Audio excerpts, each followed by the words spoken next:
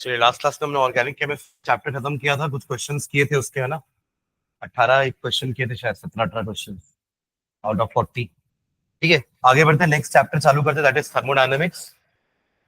ये आपके वॉल्यूम 1 का चैप्टर है, थर्मोडायनेमिक्स। वॉल्यूम 1 के 2 चैप्टर बचे हुए, इसमें एक ये है और एक चैप्टर अपन और पढ़ेंगे, इक्विलिब्रियम, है ना। उसके बाद वॉल्यूम 2 का एक चैप्टर आपका हाइड्रोकार्बन्स,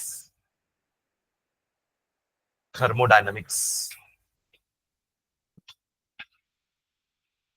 ठीक है, the name suggest, therm therm word आया हीट, है ना। Heat is a kind of energy. तो नॉट जस्ट हीट एनर्जी, अपन और भी टाइप के एनर्जीज का इंटरेक्शन पढ़ेंगे इस चैप्टर में, कि एक केमिकल रिएक्शन में, केमिकल रिएक्शन जब होता है तो उनमें किस किस टाइप के एनर्जी चेंजेस होते हैं। Either the heat is absorbed, पढ़ते थे ना अपन एंडोथर्मिक एंड एक्सोथर्मिक रिएक्शंस, तो either the heat is absorbed और द हीट इज रिलीज्ड, है ना। तो इस टाइप के प्रोसेसेस हमारे रिएक्शंस में होते हैं, तो उसकी स्टडी हमको इस चैप्टर में करनी है। ऑल्सो हम इसमें दो तीन लॉज पढ़ेंगे, थर्मोडायनेमिक्स के कुछ लॉज होते हैं, है ना।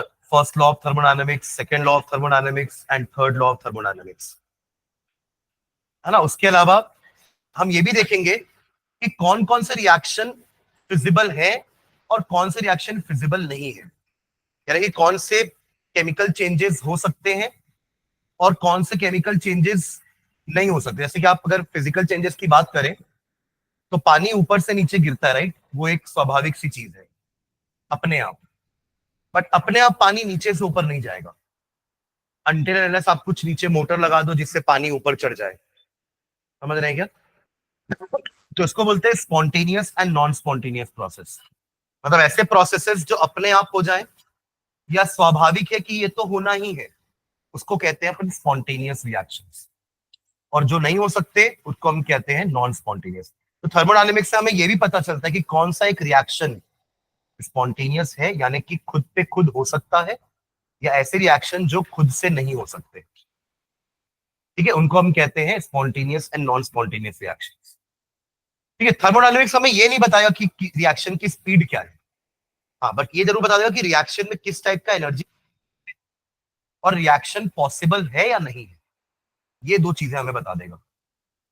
प्लस रिएक्शन में टेम्परेचर बढ़ाने कम करने से क्या होता है, ये सारी चीजें हमें पता चलेंगी। ठीक है, ठीक, तो चलो डेफिनेशन लेते थर्मोडायनेमिक्स की। तो ये काइंड ऑफ ब्रांच है केमिस्ट्री की, है ना। It is a kind of, it is a branch of chemistry, लिखेंगे हाइफन डाल के एक definition, the branch of chemistry which deals with, actually chemistry भी नहीं बोलना चाहिए, आप लोग फिजिक्स में भी थर्मोडायनेमिक्स पढ़ोगे, पढ़े हो क्या? आएगा आएगा पर चैप्टर ना, क्योंकि देखो थर्मोडायनेमिक्स मतलब कोई भी प्रोसेस में हो सकता है। अब प्रोसेस दो टाइप के होते हैं, फिजिकल प्रोसेसेस भी होते हैं और केमिकल प्रोसेसेस भी होते हैं। तो हम केमिस्ट्री में बात करेंगे केमिकल प्रोसेसेस, यानी कि केमिकल रिएक्शन में एनर्जी का चेंजेस कैसा हो रहा है। और जब आप फिजिक्स वाली थर्मोडायनेमिक्स पढ़ोगे तो उसमें आप फिजिकल प्रोसेसेस में कैसा थर्मोडायनेमिक चेंजेस हो रहे हैं, हीट का चेंजेस हो रहा है, वो पढ़ोगे। तो thermodynamics it's not just the branch of chemistry, it is a branch of science actually. ठीक है, तो लिखेंगे the branch of science which deals with the study of, the branch of science which deals with the study of different forms of energy, the branch of science which deals with the study of different forms of energy and their and their and their quantitative relationship, quantitative relationship कहने का मतलब वो एक दूसरे से कैसे related है, कोई फॉर्मूलेज होंगे जिसके थ्रू वो एक दूसरे से रिलेटेड होंगे, तभी अपन बोल रहे हैं quantitative. And their quantitative relationships is known as thermodynamics, is known as thermodynamics.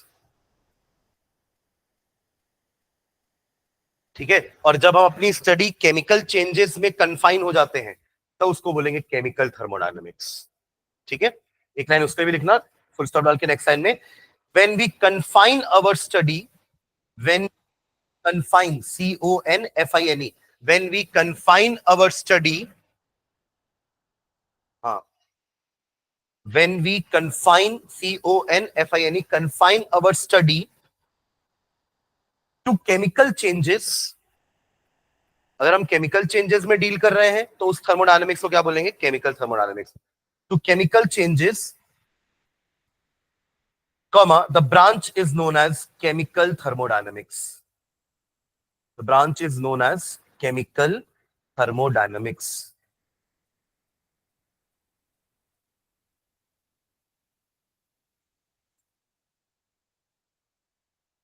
ठीक है,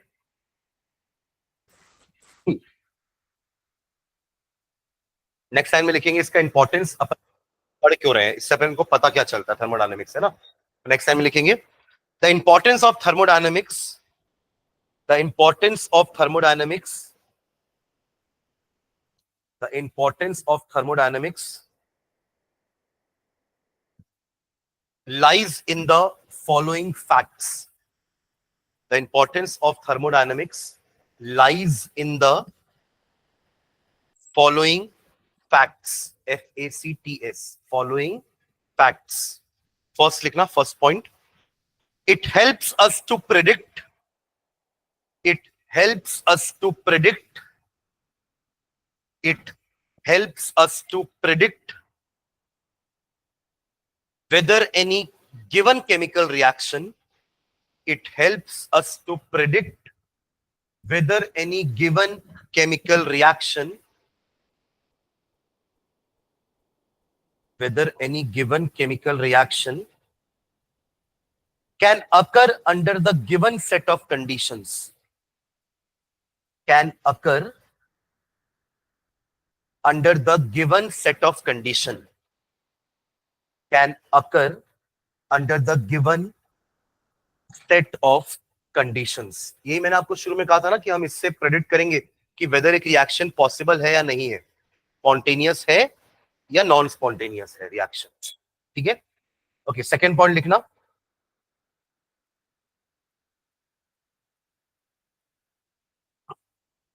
it helps in predicting, it helps in predicting, it helps in predicting the extent of reaction, the extent of reaction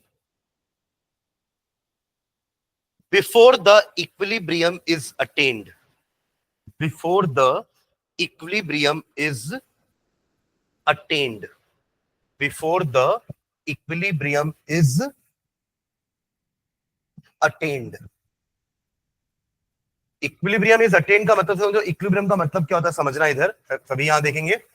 मान लीजिए एक reaction है A plus B gives product that is C plus D. देखो ये एक तरह का irreversible reaction है। इरिवर्सिबल का मतलब क्या होता है कि रिएक्टेंट्स मिलके प्रोडक्ट दे रहे हैं बट प्रोडक्ट वापस से रिएक्ट होकर रिएक्टेंट नहीं दे पाएंगे, इसको कहते हैं इरिवर्सिबल।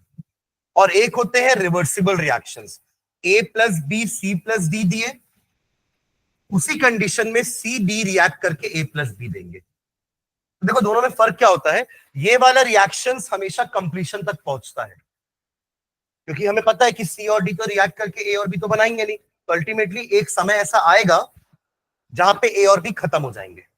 खत्म हो गए मतलब रिएक्शन हो गया। बट सेकेंड वाला जो प्रोसेस है ना, जो रिवर्सिबल है, ये कभी खत्म नहीं होता।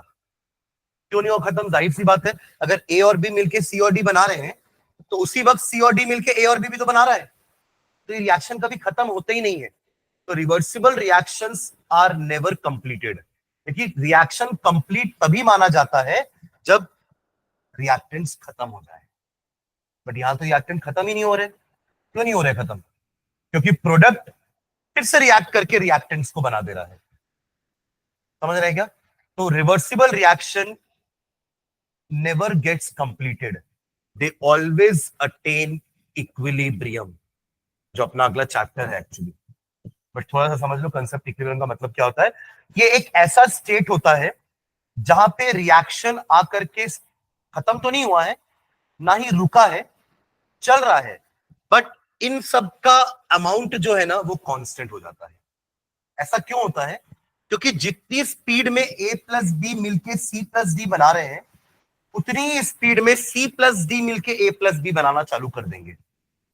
शुरू में तो चलो ए और बी ही थे, तो पहले रिएक्शन फास्ट था, फॉरवर्ड वाला, इसको क्या बोलते हैं, फॉरवर्ड रिएक्शन, और इसको क्या बोलेंगे, बैकवर्ड रिएक्शन।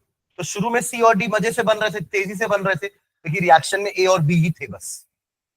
पर जैसे जैसे सी और डी का मात्रा बढ़ता गया ना, क्वांटिटी बढ़ता गया, सी और डी आपस में रिएक्ट करते गए, ए और बी बनाते गए।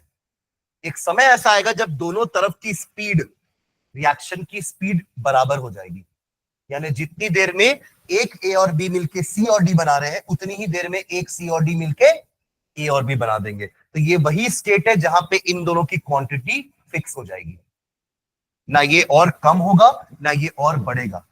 बट इसका मतलब ये नहीं है कि रिएक्शन रुक गया है, रिएक्शन चल रहा है, बट क्योंकि क्वांटिटी में कुछ फर्क नहीं दिख रहा है तो हमें ऐसा लग रहा है कि रिएक्शन रुक गया है, but the reaction is still going on.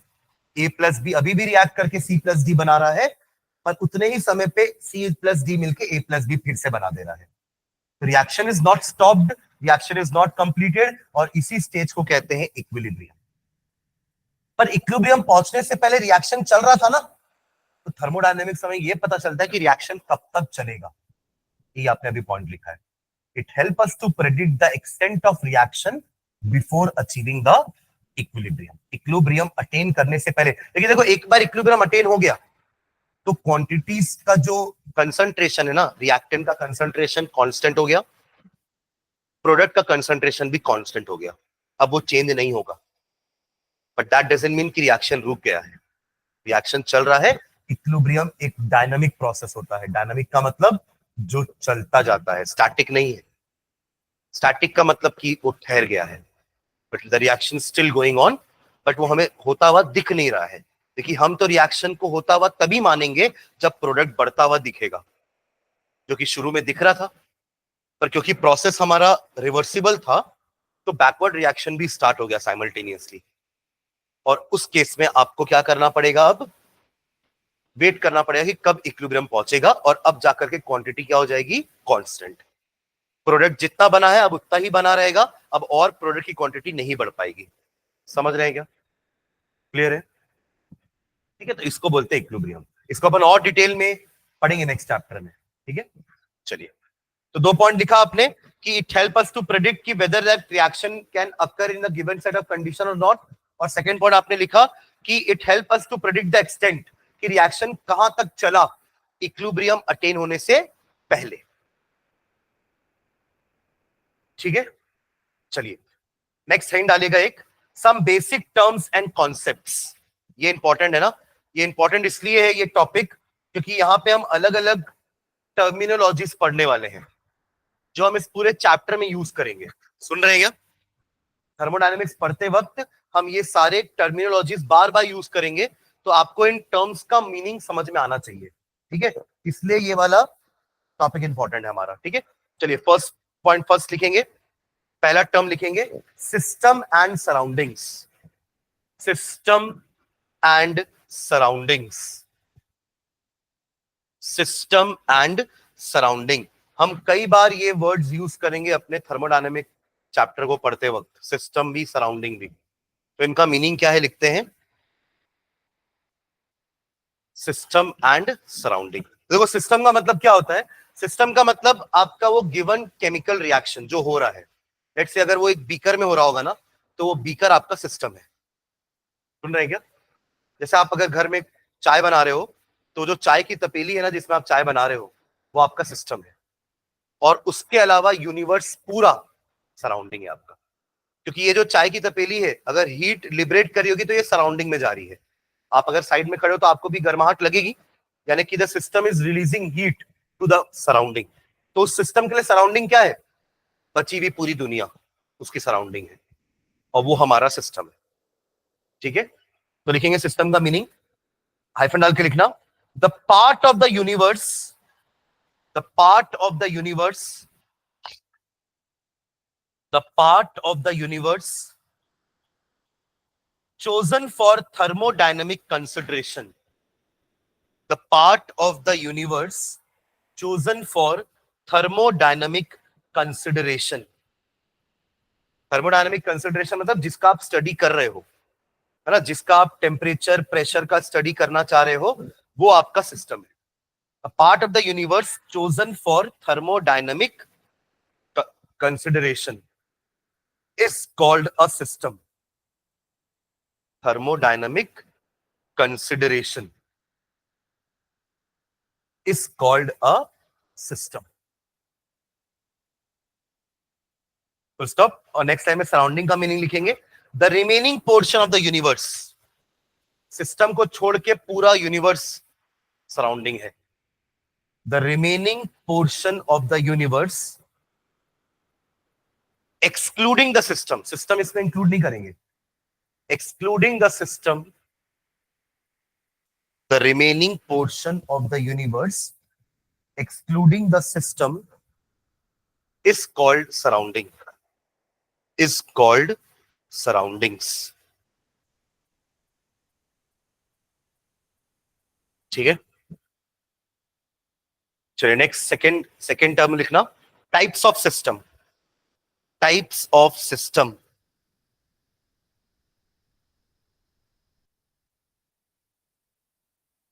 Types of system. ठीक है. इसमें एबीसी करके 3 सिस्टम लिखने वाले हैं. पहले ए लिखो. A open system. Open system. Open system. देखो ओपन सिस्टम का मतलब ये होता है, ये आपका ऐसा सिस्टम है जिसका आप स्टडी कर रहे हो और स्टडी करते वक्त मैटर प्लस हीट दोनों का एक्सचेंज होगा सराउंडिंग के साथ. समझ लीजिए कि आप एक ओपन वेसल में पानी गर्म कर रहे हो. ओपन वेसल लिए, ऊपर से खुला हुआ है तो पानी गर्म कर रहे हो. ऑब्वियसली जब पानी गर्म होगा तो बॉईल होगा और उसका वेपर उड़ना भी चालू होगा. तो मैटर कम हो रहा है ना आपका. धीरे धीरे पानी कम होगा कि नहीं होगा. तो मैटर भी बाहर जा रहा है और बाहर से हीट भी बाहर जा रही है. मतलब हीट और मैटर दोनों का एक्सचेंज हो रहा है. आप नीचे से गैस चालू किए तो गैस यानी कि हीट दे भी रहे हो और हीट बाहर आ भी रही है. मैटर भी निकल रहा है, आप चाहो तो पानी और डाल दो. यानी कि एक्सचेंज हो रहा है. सिर्फ ऐसा नहीं बोलेंगे कि लॉस हो रहा है. हीट भी दे रहे हो, हीट जा भी रही है, पानी इवेपोरेट होकर उड़ रहा है. आप चाहो तो और पानी ऐड भी कर सकते हो. इसलिए नाम दे दिए ओपन सिस्टम कि इसमें मैटर और हीट या एनर्जी बोल लो, मैटर और एनर्जी दोनों का एक्सचेंज हो रहा है. किसके साथ? सराउंडिंग के साथ. तो इसको बोलते हैं ओपन सिस्टम. अब समझ लीजिए इसी जिस बीकर में आप पानी गर्म कर रहे थे, आपने उसको ऊपर से ढक दिया, एक प्लेट रख दी ऊपर. तो अब क्या होगा? कम से कम वो पानी उड़ेगा तो नहीं. वो ऊपर जाएगा, वो ठंडी प्लेट से टकराएगा, कंडेंस होके वापस से पानी बन के नीचे गिर जाएगा. तो अब मैटर का तो एक्सचेंज नहीं हो पाएगा. ना आप पानी और ऐड कर सकते हो, ना अंदर का पानी इवेपोरेट होके बाहर जा पाएगा. But heat is still exchanging. Heat अभी भी आप दे रहे हो, बीकर गर्म हो रहा है, कंडक्टिंग है, तो हीट बाहर भी आ रही है. तो हीट का एक्सचेंज हो रहा है बट मैटर का एक्सचेंज नहीं हो रहा है. इसको बोलते हैं क्लोज सिस्टम. समझ आ गया? और एक थर्ड होता है आइसोलेटेड. अब कुछ भी नहीं करना है. मतलब एक ले लो आपकी ये बॉटल, थर्मस बॉटल होती है ना, जो ठंडा को ठंडा रखती है, गर्म को गर्म रखती है. ना यहाँ पे हीट का एक्सचेंज हो रहा है, ना ही यहाँ पर मैटर का एक्सचेंज हो रहा है. तो thermos flask is the best example for an isolated system. आपका यही तो सिस्टम हो गया ना फिर. इस सिस्टम के अंदर जो चीज भरी हुई है उसका ना हीट एक्सचेंज हो रहा है सराउंडिंग के साथ और ना ही मैटर का एक्सचेंज हो रहा है सराउंडिंग के साथ. Until and unless the bottle is open, तब तो होगा ही. और उसकी भी एक लिमिट होती है ना. ऐसा नहीं कि आपने अगर आज एक बोतल में भर दिया, मिल्टन की एक बोतल में पानी भर दिया तो वो जिंदगी भर गर्म रहेगा. ऐसा नहीं होता. थोड़ा बहुत लॉस होता है बट वो लॉस बहुत नेग्लिजिबली होता है.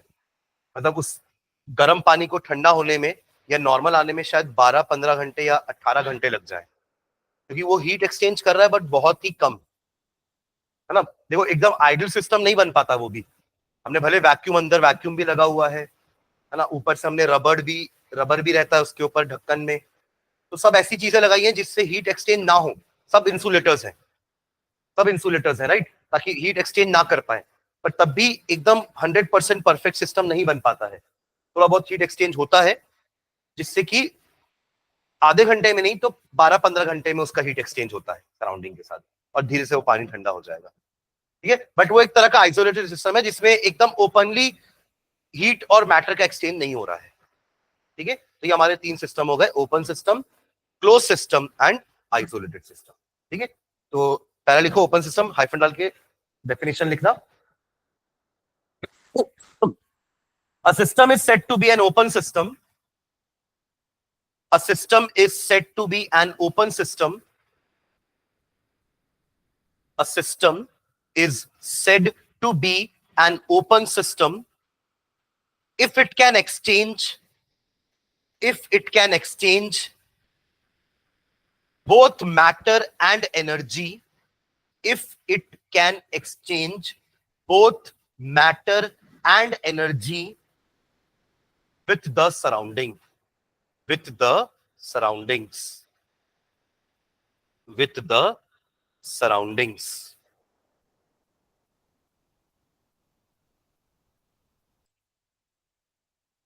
ठीक है, full stop. For example, if some water is kept in an open vessel. For example, if some water is kept in an open vessel. आप हीट नहीं भी करोगे तब भी इवेपोरेशन तो होता है ना भाई, कि नहीं होता? इवेपोरेशन के लिए आपको बॉइलिंग पॉइंट थोड़ी ना चाहिए, वो तो नॉर्मल रूम टेम्परेचर में ही वाटर इवेपोरेट करता है. हाँ, बस ये कि टाइम ज्यादा लेता है. सुन रहे हैं क्या? तो अगर ओपन वेसल में पानी रख के छोड़ भी दो ना, तो वो भी एक तरह का ओपन सिस्टम है. भले आप हीट नहीं कर रहे हो, पर रूम टेम्परेचर पे तो रखा है पानी, उससे इवेपोरेट तो होगा धीरे धीरे. हो रही है, बट हमको समझ में नहीं आ रहा है. मतलब वो बहुत कम अमाउंट ऑफ हीट रिलीज हो रही है, और धीरे धीरे इवेपोरेशन होगा तो पानी भी कम होता जाएगा. ठीक है, अब देखो इतने बड़े बीकर में रखोगे तो समझ में नहीं आएगा. आप पानी को आज यहाँ पे थोड़ा सा ढोल के चले जाओ, कल आओगे तो वो पानी गायब हो जाएगा, क्योंकि इवेपोरेट हो जाएगा. तो ये ओपन सिस्टम ही हो गया ना. ठीक है, हाँ, तो एग्जैक्टली वही चीज. मतलब अगर बाहर का तो टेम्परेचर बढ़ रहा है ना, भले हम हीट नहीं कर रहे नीचे बर्नर लगा के, बट बाहर का तो टेम्परेचर मिल रहा है पानी को, उससे वो इवेपोरेट तो होगा, तो काइंड ऑफ ओपन सिस्टम ही हो गया. ठीक है, चलिए सेकेंड लिखेंगे close system. Close system, closed system, closed system. Hyphen लगा देंगे. If a system can exchange only energy, matter का एक्सचेंज नहीं होगा. If a system can exchange only energy with the surroundings but not matter.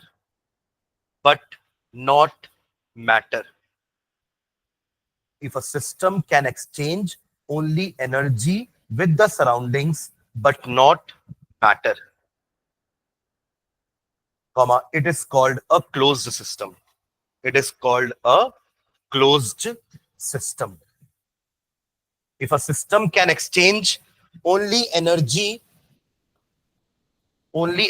with the surrounding but not matter,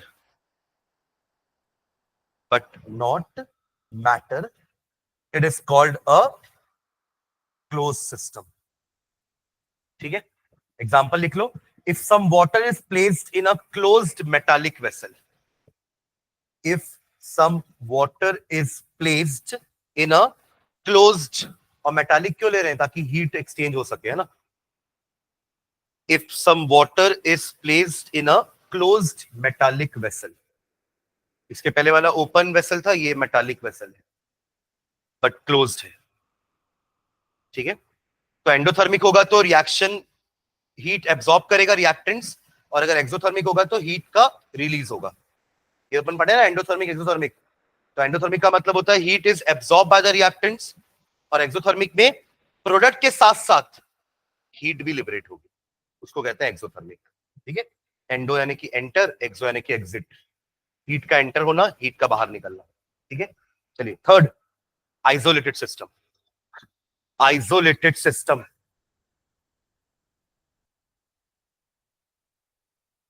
नहीं कैसे?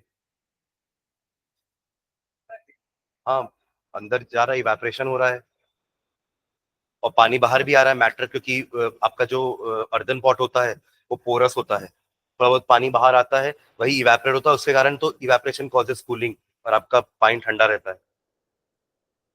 If a system can neither exchange matter, वो तो एक kind of open system हो गया. If a system can neither exchange matter nor energy, ना matter exchange कर पाएगा ना energy. if a system can neither exchange matter nor energy with the surroundings, it is called an isolated system. It is called an isolated system. It is called an isolated system.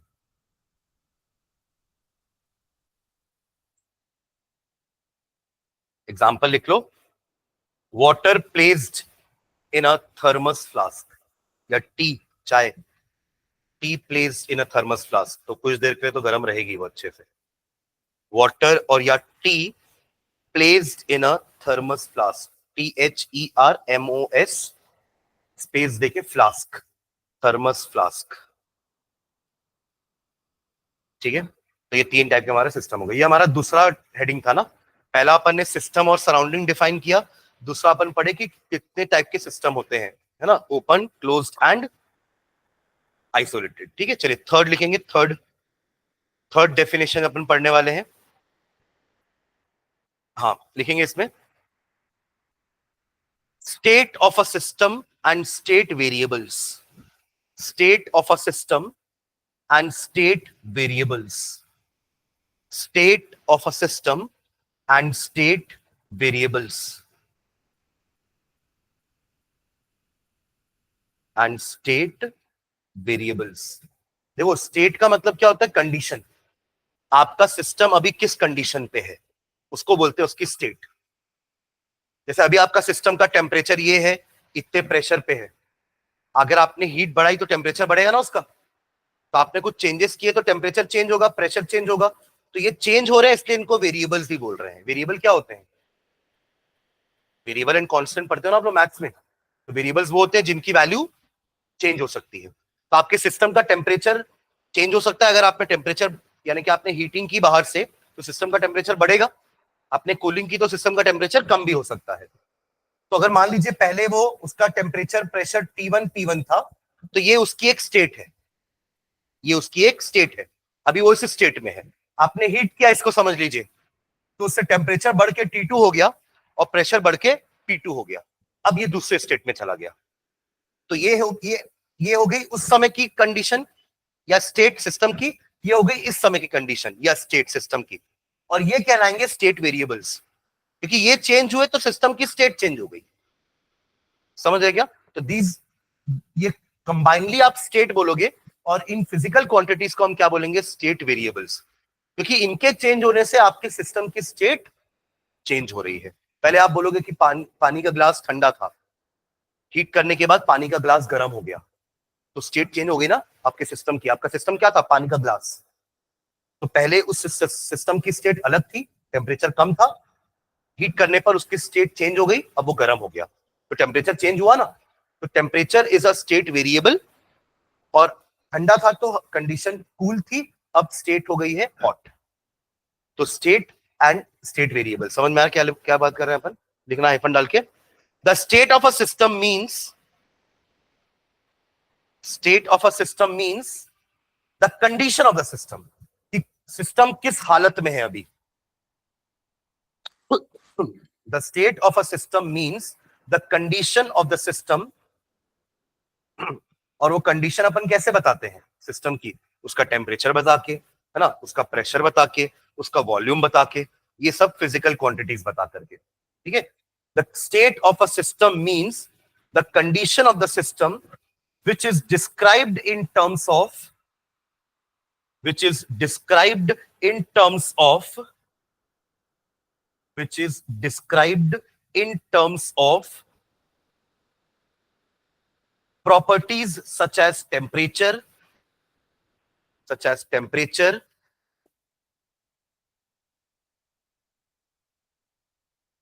comma pressure, comma volume, etc. of the system. In terms of properties such as temperature of the system, pressure of the system, या volume of the system. और इन्हीं physical quantities को हम state variables बोलते हैं, क्योंकि यही तो चेंज हो रहे हैं. आपने अगर पानी को गर्म किया तो क्या चेंज हुआ? उसका टेम्परेचर चेंज हुआ, प्रेशर चेंज हुआ, वॉल्यूम बढ़ गया. समझ रहे हैं ना? Full stop. And these properties are called state variables. And these properties are called state variables.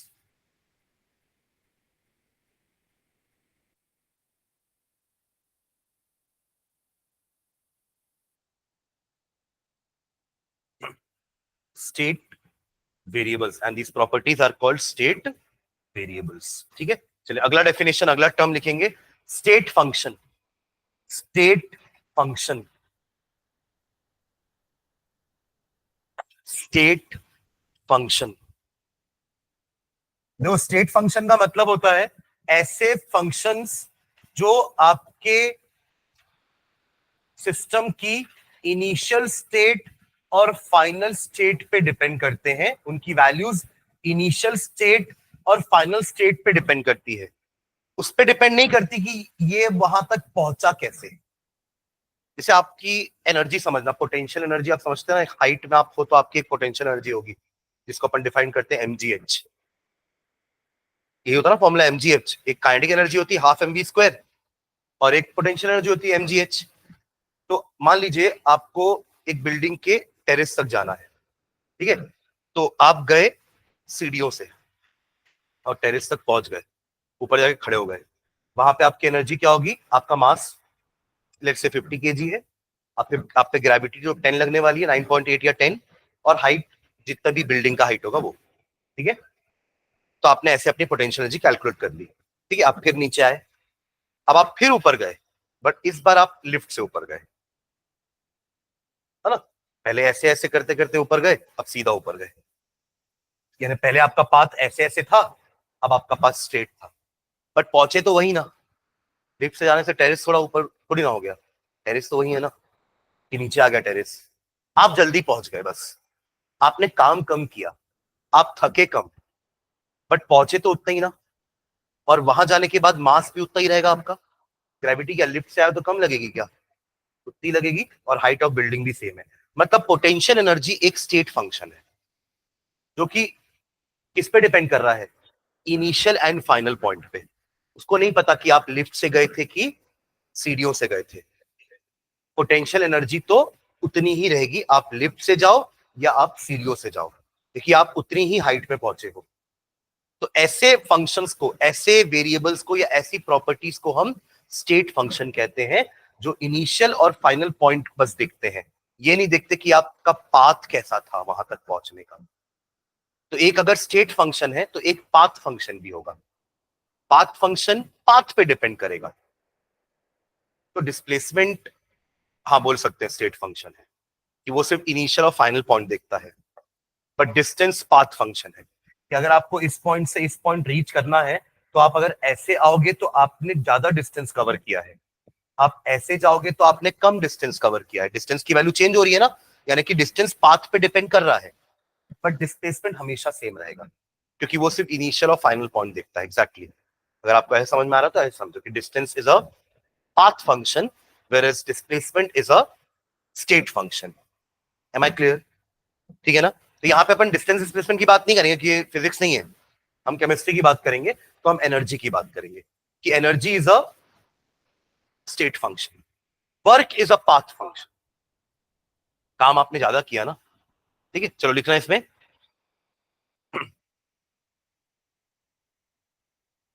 State function का डेफिनेशन लिख रहे हैं. A physical quantity is said to be a state function. A physical quantity is said to be a state function. A physical quantity is said to be a state function if its value depends only upon the if its value depends only upon the initial and final state of the system. Depends upon the initial and final state of the system.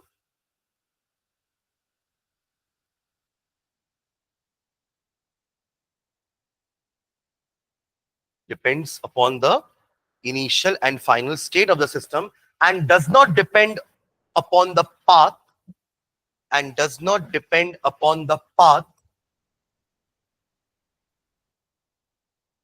does not depend upon the path by which this state has been attained. Does not depend upon the path by which this state has been attained. है ना, उस state तक आप कैसे पहुंचे उससे फर्क नहीं पड़ता, बस स्टेट्स को देखेगा वो, फाइनल एंड इनिशियल स्टेट। ठीक है, एग्जांपल लिखना नीचे। Potential energy is a state function, potential energy is a state function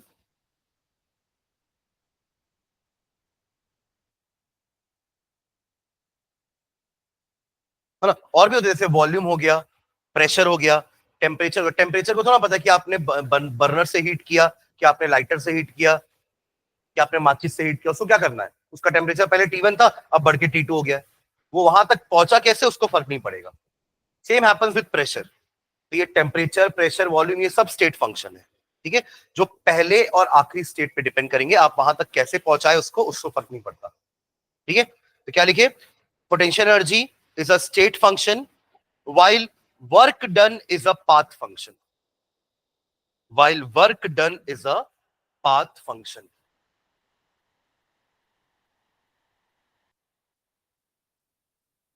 while work done is a path function। हाँ, इसी में लिखो, अपन पाथ फंक्शन अलग से डिफाइन नहीं करें, क्योंकि हमें थर्मोडायनेमिक्स पढ़ते हमें पाथ फंक्शन की जरूरत नहीं है। ठीक है, while work done is a path function। हमारी जितनी भी हम आगे पढ़ने वाले सारी चीजें स्टेट फंक्शन होती हैं।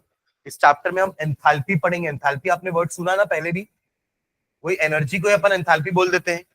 एंथैल्पी एक स्टेट फंक्शन होता है। हम एक एंट्रोपी नाम का क्वांटिटी पढ़ेंगे, अभी मत ध्यान दो कि क्या होता है ये। एंट्रोपी नाम का क्वांटिटी पढ़ेंगे। हम एक और एक एनर्जी पढ़ेंगे जिसका नाम होता है गिब्स एनर्जी। ये सभी के सभी ना पाथ फंक्शन है। ठीक है, चलिए नेक्स्ट हेडिंग डालेंगे। अगला फिफ्थ पॉइंट ना, फिफ्थ पॉइंट लिखना,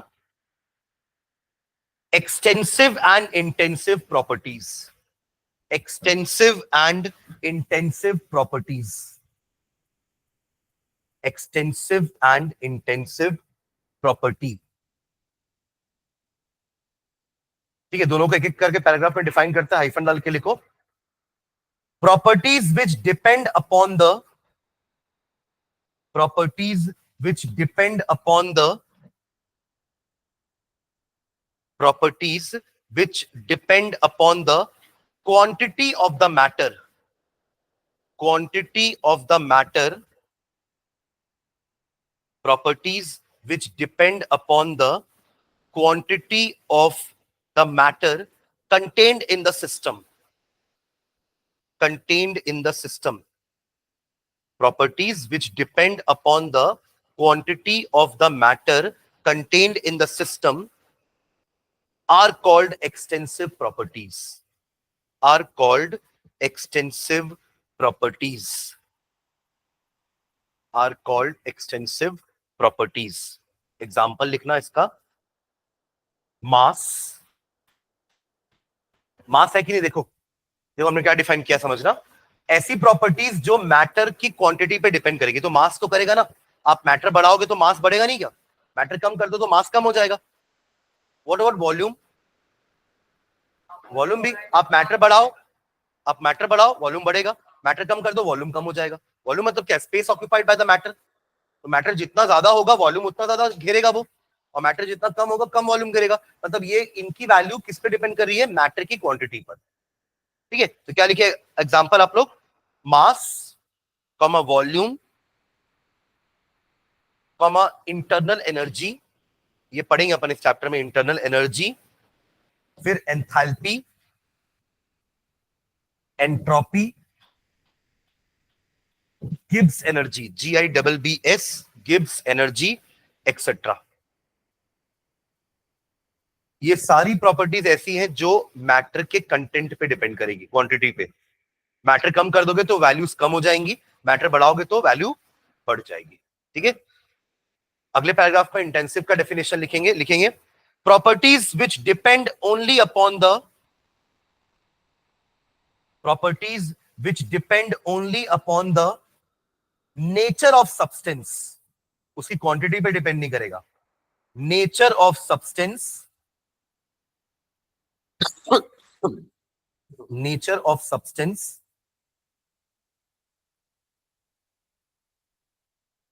and are independent of the amount of substance, properties which depend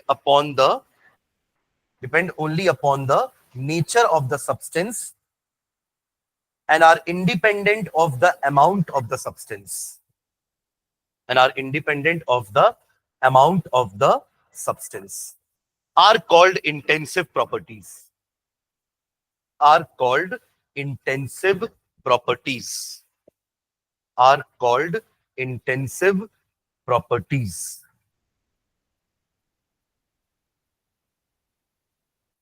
कुछ एग्जांपल बताओगे क्या?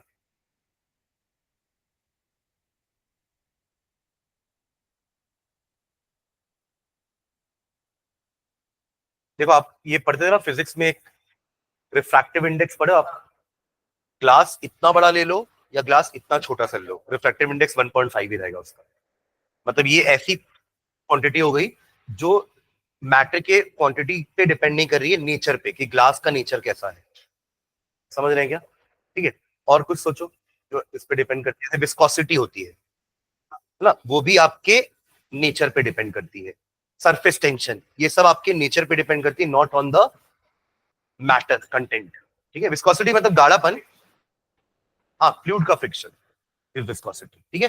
और एसिड का पीएच, आप एक बीकर एसिड लो या एक ड्रॉप एसिड लो, पीएच सेम रहेगा। ठीक है। या वो लिटमस में जो चेंज करेगा वो वैसे ही करेगा, एक ब्लू लिटमस पेपर को रेड करेगा। ठीक है। चलिए लिखेंगे, इसका एग्जांपल लिखेंगे। और भी होता है बॉइलिंग पॉइंट, है ना। आप एक ग्लास पानी लो या एक बीकर पानी लो या एक टैंकर पानी लो, पानी का बॉइलिंग पॉइंट तो 100 डिग्री होगा।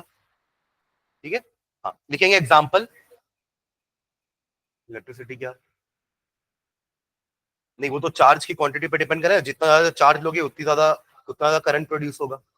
ठीक है। हाँ, एग्जांपल लिखेंगे। एग्जांपल, टेम्परेचर, प्रेशर,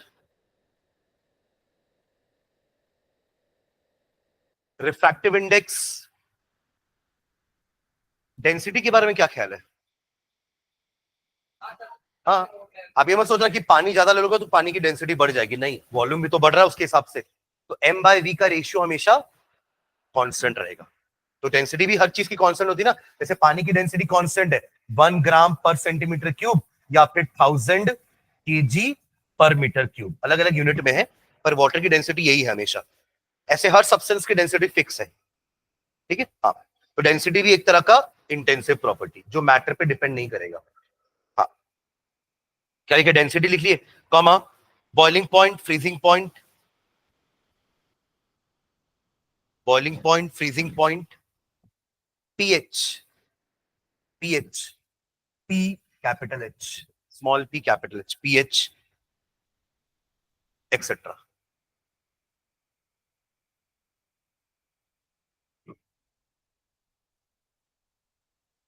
ठीक है।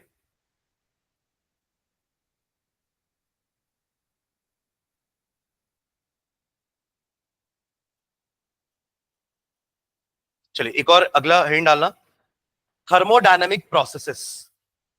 नहीं, अगला हेडिंग है, next definition.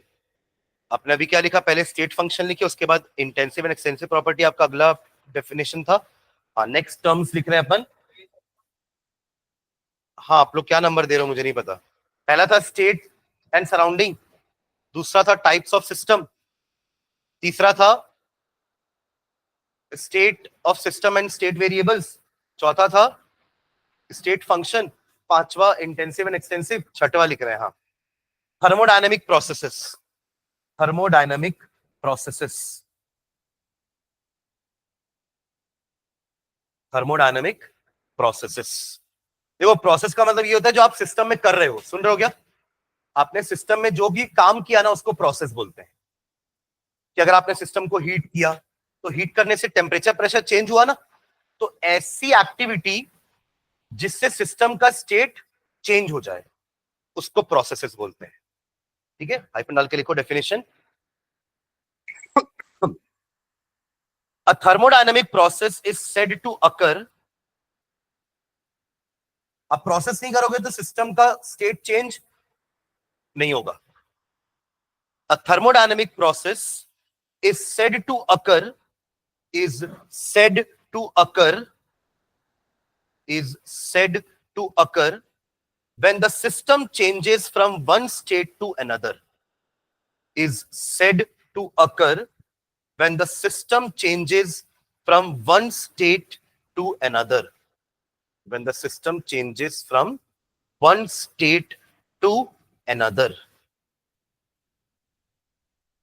One state to another.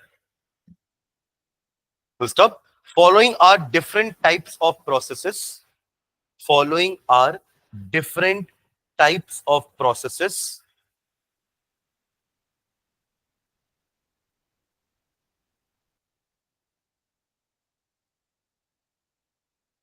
Following are different types of processes. पहला लिखना isothermal. Isothermal. आइजो मतलब सेम होता है, जैसे अपन आइजोटॉप आइजोबार पढ़ते थे ना, आइजोबार आइजोटॉप है ना, और आइजोमर, सब में आइजो का मतलब क्या होता है पता है आपको? सेम, कुछ ना कुछ चीज सेम है इसमें। जैसे आइजोटॉप में एटॉमिक नंबर सेम था, आइजोबार में एटॉमिक मास सेम था, आइजोटॉप में आइजोटोन में न्यूट्रॉन सेम थे, आइजो इलेक्ट्रॉनिक में इलेक्ट्रॉन सेम थे, आइजोमर में मॉलिक्यूलर फॉर्मूला सेम थे। ये सब आइजो वाले अपन पढ़ चुके हैं, सुन रहे हैं क्या? आइजोटॉप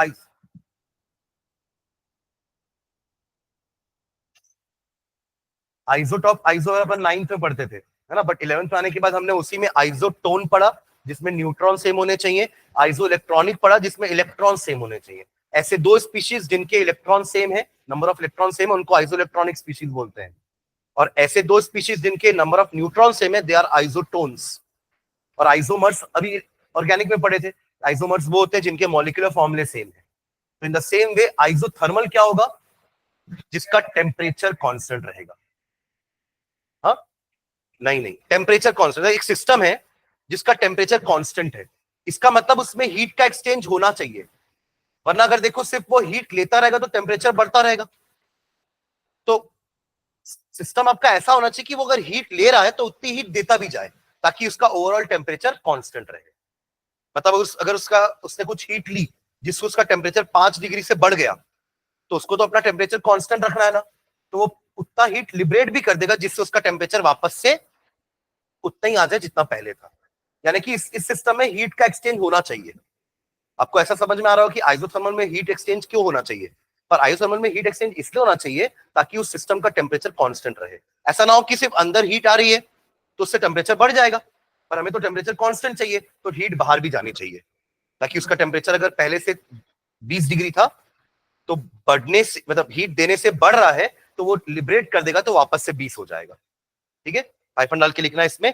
when a process is carried out, when a process is carried out, when a process is carried out in such a manner that when a process is carried out in such a manner that the temperature remains constant, when a process is carried out in such a manner that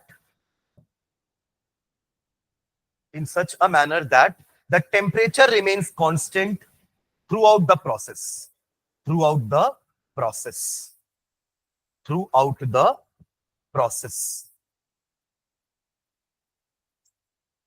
ठीक है, second लिखो isochoric.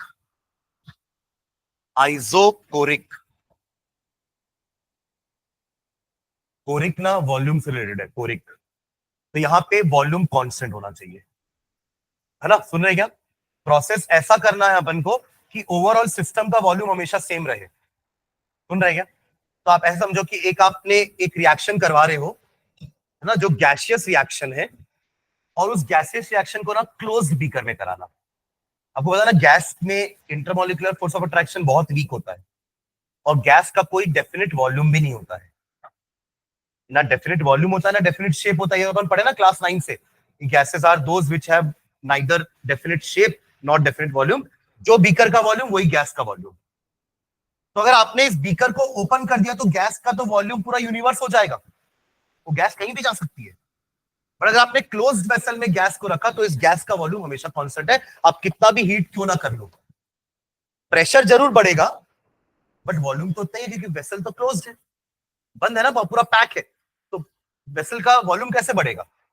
एक metal का vessel है जो चारों तरफ से पैक्ड है, अंदर एक गैस भरी हुई है, आपने प्रोसेस क्या किया, आपने हीट करना चालू किया, तो गैस हीट हो रही होगी पर वो बाहर नहीं जा पा रही है, बाहर जाकर खुल नहीं पा रही है, ऐसे वॉल्यूम बड़ा नहीं कर पा रही है अपना, क्योंकि आपने उसके वॉल्यूम को कांस्टेंट कर दिया है।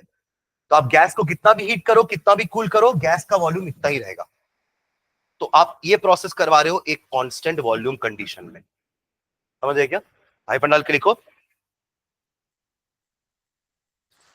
वही तो मैंने बताया कि आपको कि आप ऐसे जगह पर टेम्परेचर मतलब हीट करो उस चीज को जिसमें आप ओपन सिस्टम समझ लीजिए, ओपन सिस्टम में हीट का हाँ ठीक है। देखो आइसोकोरिक में it is a process during which the volume of the system is kept constant, the volume of the system is kept constant, the volume of the system is kept constant. एक बार temperature constant हो गया, एक बार volume constant हो गया, आप किसको constant करें? Pressure, Pvt, ये तीन यूज करते हैं अपन हर बार, है ना, प्रेशर वॉल्यूम टेम्परेचर। तो ये हो गया आपका आइसोकोरिक। चलो आइसोबैरिक का एग्जांपल लिखो जल्दी से, आइसोबैरिक लिखो, आइसोबैरिक, बैरिक बार से आया है, बार किसका यूनिट होता है? प्रेशर का। आइसोबैरिक देखो हाइफन डाल के, it is a process which during which the pressure of the system is kept constant, it is a process during which the pressure of the system is kept constant, pressure of the system is kept constant। तीन process हो गया ना, एक process और है उसको अपन next class में करेंगे, बट इन तीनों का ना एक प्रेशर वॉल्यूम ग्राफ बना रहा हूं मैं, ध्यान देंगे, प्रेशर वॉल्यूम ग्राफ। हाँ तीनों समझ ना, आइसोथर्मल में टेम्परेचर रिमेन्स कांस्टेंट, आइसोकोरिक में वॉल्यूम रिमेन्स कांस्टेंट, आइसोबैरिक में प्रेशर रिमेन्स कांस्टेंट। तो प्रेशर वर्सेस वॉल्यूम ग्राफ अगर तीनों प्रोसेस के लिए बनाया जाए तो प्रेशर वाले आइसोबैरिक का कैसा ग्राफ बनेगा? कैसा? देखो मैं दो दो दो लाइन बना रहा हूं, ध्यान देना, एक लाइन ये है, दूसरी लाइन ये है। अब बताइए कौन सा प्रोसेस आइसोकोरिक है, कौन सा प्रोसेस आइसोबैरिक है?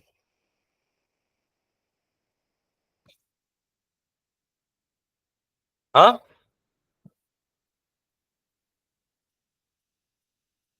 क्या?